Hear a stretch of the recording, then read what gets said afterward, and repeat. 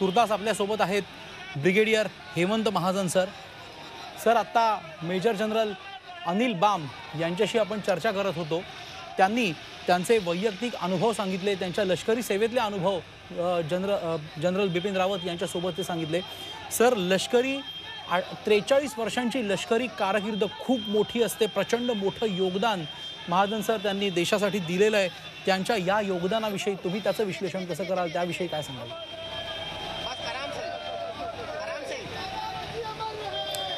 असं आहे की जोपर्यंत जनरल रावत आणि माझा संबंध होता हा पुष्कळ उशिरा आला. ज्यावेळेला ते एक बटालियन कमांड करत होते त्यावेळेला आम्ही हायर कमांड कोर्सला तिकडे गेलो होतो, तर ते माझ्यापेक्षा 3 किंवा 4 वर्षांनी ज्युनियर होते. परंतु आमचा संबंध जास्त आला. मी रिटायर्ड झाल्यानंतर पुण्यामध्ये रिटायर्ड होऊन स्थायिक झालो होतो आणि ते पुण्यामध्ये जे सदर्न कमांड आहे त्या सदर्न कमांडचे GOC होते. तर त्यावेळेला वेगवेगळे सेमिनार्स व्हायचे. इनफॅक्ट त्यावेळेला एक मोठा सेमिनार झाला होता on coastal security of peninsular India. तर त्यावेळेला ते आले होते, त्यावेळेला तिथे मी होतो. माझ्या एका पुस्तकाचं प्रकाशन झालं पुण्यामध्येच एका थिंक टँककडून. तर त्यावेळेला त्यांनी सुद्धा ते एक मुख्य पाहुणे म्हणून तिथे आलेले होते आणि पुण्यात ते जवळजवळ 2 वर्ष मला वाटतं chief of GOC southern command होते. तर त्यावेळेला नेमकं जनरल शेकटकर कमिटीचं काम वगैरे सुरू झालेलं होतं. तर त्यावेळेला त्यांच्याशी ॲट अ प्रोफेशनल लेव्हल ती इंटरॅक्शन पुष्कळ वेळा व्हायची. आणि ज्यावेळेला ते चीफ ऑफ आर्मी स्टाफ बनले त्यानंतर पुण्यामध्ये 1-2 मोठे कार्यक्रम झाले, ज्याच्यामध्ये एक बिमस्टेक म्हणजे सार्कसारखं एक बिमस्टेक नावाची संस्था आहे, ज्याच्यामध्ये पाकिस्तान सोडून बाकी सगळे शेजारचे देश सामील आहे. भूतान आहे, नेपाळ आहे, म्यानमार आहे वगैरे. तर त्यांची एक मोठी म्हणजे एक मोठा सेमिनार झाला, त्याच्यात ते बोलायला होते. तर त्याच्यामध्ये आम्ही सुद्धा होतो. तर त्यामुळे त्यांच्याशी इंटरॅक्शन झाली.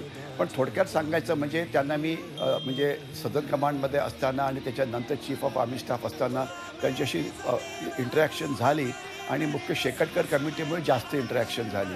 तर मी तुम्हाला असं सांगू इच्छितो की जनरल रावत यांनी बटालियन कमांड केली चीन सीमेवरती, ब्रिगेड कमांड केली अतिशय हिंसक अशा काश्मीर खोऱ्यामध्ये, डिव्हिजन कमांड केली पुन्हा ईस्टर्न कमांडमध्ये, कोर कमांड केली ईस्टर्न कमांडच्या 3 कोरमध्ये.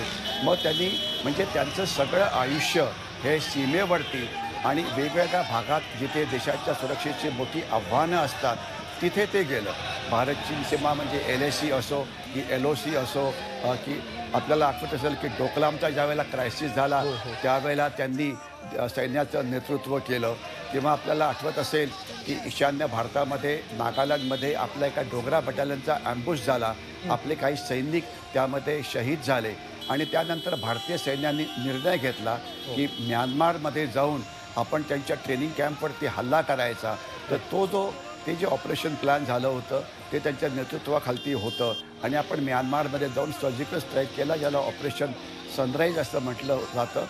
त्याला मीडियात जास्त प्रसिद्धी दिली नाही, त्याला कारणे वेगवेगळी आहेत. आणि आपल्याला आठवत असेल की उरीमध्ये जो इन्सिडन्स झाला त्यानंतर जो सर्जिकल स्ट्राईक झाला त्या सर्जिकल स्ट्राईकमध्ये सुद्धा त्यांचं योगदान हे पुष्कळ पुढे आलेलं आहे. पण मला वाटतं त्यांच्या प्रोफेशनल करिअरचा जो सर्वोच्च बिंदू होता ते म्हणजे त्यांचं चीफ ऑफ डिफेन्स स्टाफला त्यांची नियुक्ती होणं. लक्षात असावं की भारतीय सैन्यामध्ये नेव्ही, एअरफोर्स, आर्मी हे वेगवेगळ्या पद्धतीने लढाई करायची आणि त्यामुळे जी युद्धक्षमता आपल्याला यायला पाहिजे ती येत नव्हती. आणि एकदाच असा चांगला प्रसंग आला होता 1971च्या लढाईमध्ये, ज्यावेळेला एक अतिशय चॅरिझमॅटिक आपलं नेतृत्व होतं फील्ड मार्शल सॅम माणेकशॉ. त्यांनी सगळ्यांना एकत्र आणलं होतं आणि मग आपल्याला किती चांगले रिझल्ट्स मिळाले हे आपल्याला 71च्या लढाईनंतर कळतं. आणि आपण पाकिस्तानचे 2 तुकडे केले. पण फील्ड मार्शल ही एक चॅरिझमॅटिक पर्सनॅलिटी होती. केवळ आपण पर्सनॅलिटीजवरती म्हणजे व्यक्तिमत्वावरती अवलंबून राहू शकत नाही. म्हणून सरकारने जवळजवळ 70 वर्षांनंतर निर्णय घेतला की आपल्याला चीफ ऑफ डिफेन्स स्टाफची गरज आहे आणि तिन्ही सेना अंगाने एकत्रित येऊन काम करायचं आहे. आणि आता जी थिएटर कमांडची जी तयारी झालेली आहे याच्यामध्ये 17 जे आपले कमांड होते आर्मी, नेव्ही, एअरफोर्सचे, त्या आता एकत्रित करून फक्त 5च कमांड. एक आहे कमांड पाकिस्तानच्या विरुद्ध, एक आहे चीनच्या विरुद्ध, एक आहे पेनिन्सुलर कमांड, एक आहे मॅरिटाईम कमांड जो समुद्राकडे बघेल आणि एक आहे एरोस्पेस कमांड. तर याच्यामुळे आपली सगळी साधनं जी देशाची आहे ती एकत्रित होतील आणि आपली जी युद्धाची जी क्षमता आहे ती खूप वाढेल. एवढंच नव्हे तर युद्धामध्ये किंवा देशाच्या सुरक्षेमध्ये एक मोठा अडथळा आहे, तो म्हणजे मिनिस्ट्री ऑफ डिफेन्समध्ये असलेली नोकरशाही. ही अनेक वेळा क्रॉस पर्पजेसवरती काम करते. तर आता एक याच्यामध्येच एक DMA म्हणजे डिपार्टमेंट ऑफ मिलिटरी अफेअर्स निर्माण झालेलं आहे, ज्यामध्ये नोकरशाहीला सुद्धा सैन्याच्या हेडक्वार्टरबरोबर एकत्रित करण्याचं काम केलं जातं आहे आणि ज्यामध्ये जनरल रावत त्याचं हे नेतृत्व करत होते. तर म्हणजे अतिशय ज्याला म्हणायचं रिव्होल्युशनरी चेंजेस आपल्या वे ऑफ मिलिटरी फायटिंगमध्ये होत आहेत आणि यामध्ये जनरल रावत यांचं म्हणजे त्यांनी जे काम केलेलं आहे ते अतिशय म्हणजे प्रशंसनीय आहे. आणि याच्यात मी आपल्याला एक सांगतो की आज सैन्याला आणि देशाला काही शत्रू आहेत. आपण त्यांना म्हणू शकतो की ह्युमन राईट्स ॲक्टिव्हिस्ट म्हणा, काही तथाकथित तज्ज्ञ म्हणा, ते स्वतः काही न करता सैन्याला अक्कल शिकवत असतात. तर अशांनी अनेक वेळा जनरल रावत यांच्यावरती सुद्धा हल्ला करण्याचा प्रयत्न केला. काही मीडियातले तथाकथित तज्ज्ञ होते, परंतु जनरल रावतनी त्यांना जशास तसे असं उत्तर दिलेलं आहे. त्यांना शिकवलेलं आहे की नाही, देशाच्या सुरक्षेकरता तुम्हाला काय वाटतं ते महत्त्वाचं नाही, तुमची हुशारी तुम्ही आम्हाला जास्त दाखवू नका आणि जे देशाकरता करायला पाहिजे ते आम्ही करूच. आणि ते करून दाखवलं. म्हणजे हे आरडाओरडा करत राहिले काही तथाकथित तज्ज्ञ, काही ईशान्य भारतातले, काही काश्मीरमध्ये, काही इतरत्र मीडियामध्ये चीनी आणि पाकिस्तानी समर्थकांची संख्या बऱ्यापैकी आहे. इनफॅक्ट तुम्ही जर आज बघितलं असेल तर आज सोशल मीडियावरती कमीत कमी 40-50 नावं अशी आहेत की जे जनरल रावत गेले म्हणून तो एक उत्सव म्हणून साजरा करायला मागता आहेत. आणि ते आपण बघा, ते तुम्हाला तुम्ही तुमच्या रिसर्च टीमला जर तुम्ही काम दिलं तर ते तुम्हाला दिसेल. परंतु ते अगदी फर्मली उभे राहिले आणि फक्त देशाची सुरक्षा हे त्यांनी आपल्या समोर ठेवलं. तर त्यामुळे त्यांचं हे योगदान या सगळ्यामध्ये प्रचंड आहे. कारण तर तुम्हाला आयुष्यात यश मिळवायचं असतं तर म्हणजे प्रोफेशनल लाईफमध्ये, तर अनेक वेळा तुम्हाला प्रवाहाच्या उलट्या दिशेने पोहावं लागतं. आणि काही ज्या तथाकथित म्हणजे म्हणजे असे काही लोक असतात की ज्यांना वाटतं की आम्ही म्हणू तीच पूर्व दिशा, त्यांनासुद्धा टेक ऑन करावं लागतं. आणि त्यांनी ते केवळ पर्सनल लेवलला नाही, केवळ देशाच्या सुरक्षेकरताच ते केलं. तर हे त्यांचं प्रचंड मोठं योगदान आहे देशाच्या सुरक्षेमध्ये. आणि त्यांच्याविषयी आपण जेवढं बोलू तेवढं कमीच. ते पासआउट झाले इंडियन मिलिटरी अकॅडमी डेहराडूनमध्ये, त्यांना तिथे स्वॉर्ड ऑफ ऑनर मिळालं. त्यानंतर त्यांनी स्टाफ कॉलेज आपला जो कोर्स आहे तो अमेरिकेत जाऊन केला. तर म्हणजे अतिशय प्रभावी असं व्यक्तिमत्व, जमिनीवरती त्यांनी खूप चांगलं काम केलेलं आहे आणि देश अशा नेतृत्वाला नक्कीच मुकणार आहे. आणि मला खात्री आहे की याच्या पुढे जे येणारे नवीन चीफ ऑफ डिफेन्स स्टाफ असतील त्यांनासुद्धा हे जे काम अपुरं राहिलेलं आहे जनरल बिपिन रावत यांचं, हे आपल्याला पुढे चालू ठेवावं लागेल. महाजन सर, याच तुम्ही मगाशी म्हणलात तसं की व्यक्ती केंद्रित असं लष्करामध्ये नसतं. म्हणजे कुठलेही निर्णय हे निव्वळ कॅरिस्मॅटिक लीडरशिप आहे म्हणून होत नाहीत, तर एक तसं पद असावं लागतं. आणि ते CDS झाल्यावर जनरल बिपिन रावत यांनी त्या पदाला पूर्णपणे न्याय दिल्याचं आपण पाहिलेलं आहे. सर, आता थिएटर कमांड निर्माण करण्याच्या दृष्टीने ज्या काही हालचाली सुरू आहेत आणि त्याच्यात रावत यांची जी महत्त्वाची भूमिका होती, आता या रावत यांच्या निधनामुळे त्याला काही खीळ बसेल असं वाटतं का, किंवा ही प्रोसेस थोडीशी स्लो डाऊन होईल असं काही वाटतं का?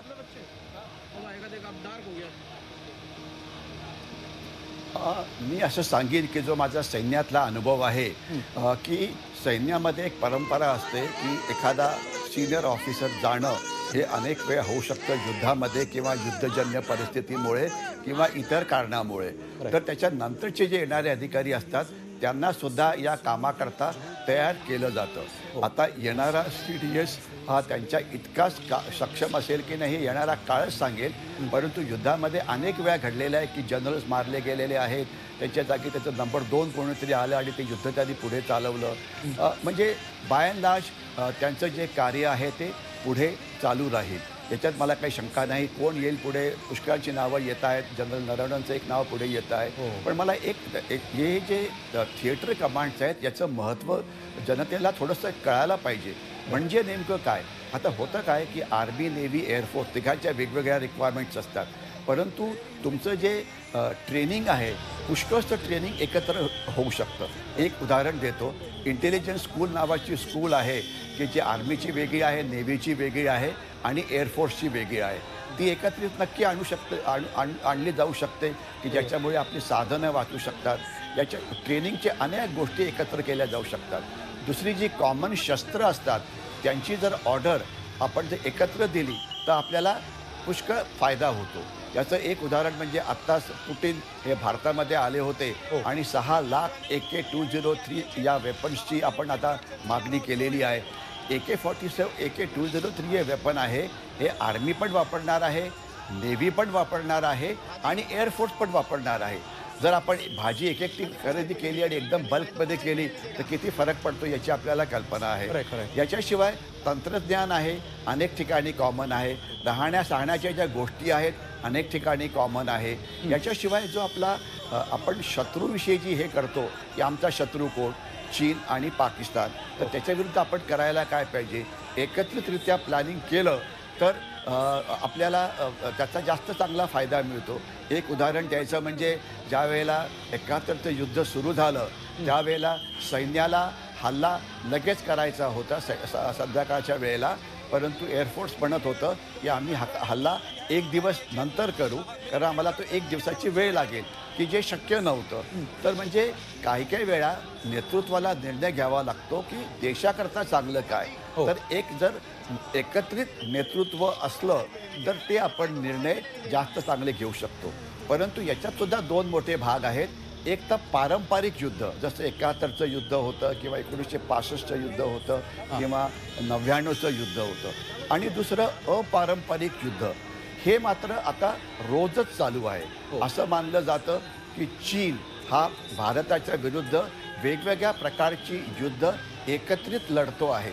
त्याचं नाव कधी म्हटलं जातं याला ग्रे झोन वॉरफेअरचं नाव आहे, किंवा अनरिस्ट्रिक्टेड वॉरफेअर असं नाव आहे, किंवा याला हायब्रिड वॉरफेअर असं नाव आहे, किंवा याला मल्टी डोमेन वॉरफेअर असं नाव आहे. म्हणजे थोडक्यात काय, चीन एकाच वेळेला पाकिस्तानला मदत करून आपल्याला त्रास देतो, ईशान्य भारतातल्या बंडखोरांना मदत करून आपल्याला त्रास देतो, सेंट्रल इंडियामध्ये माओवाद्यांना मदत करून आपल्याला त्रास देतो, डिप्लोमॅटिक लेव्हलला सर्वात वरच्या लेव्हलला आपल्याला काहीही पाहिजे असेल तर ते थांबवण्याचा प्रयत्न करतो, आपल्या विरुद्ध सायकोलॉजिकल वॉर म्हणजे मानसिक युद्ध करतो, प्रपोगंडा वॉर करतो. ज्यांची काही हस्तक भारतामध्ये आहेत ते चीन, त्याला मी चीन आणि पाकिस्तानी प्रेमी तज्ज्ञ म्हणतो, ते भारताच्या विरुद्ध काहीतरी उलटंसुलटं लिहित असतात.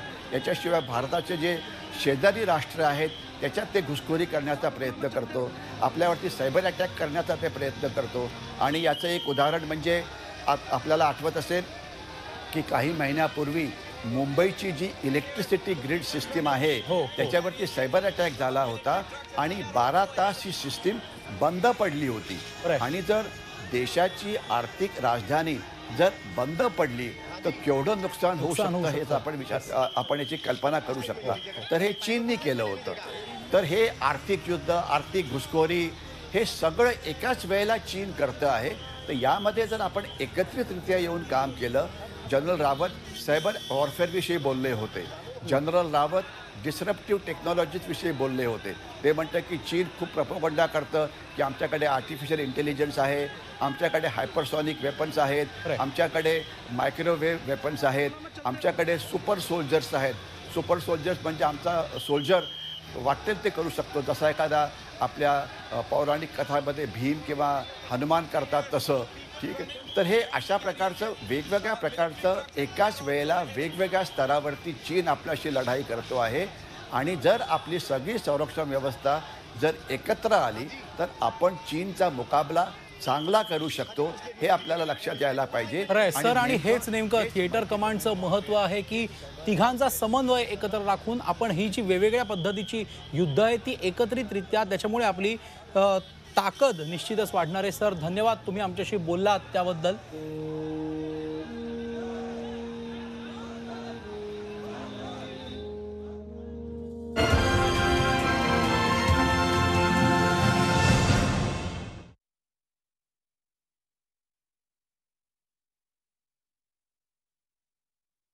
छत्रपतींचा विचार म्हणजे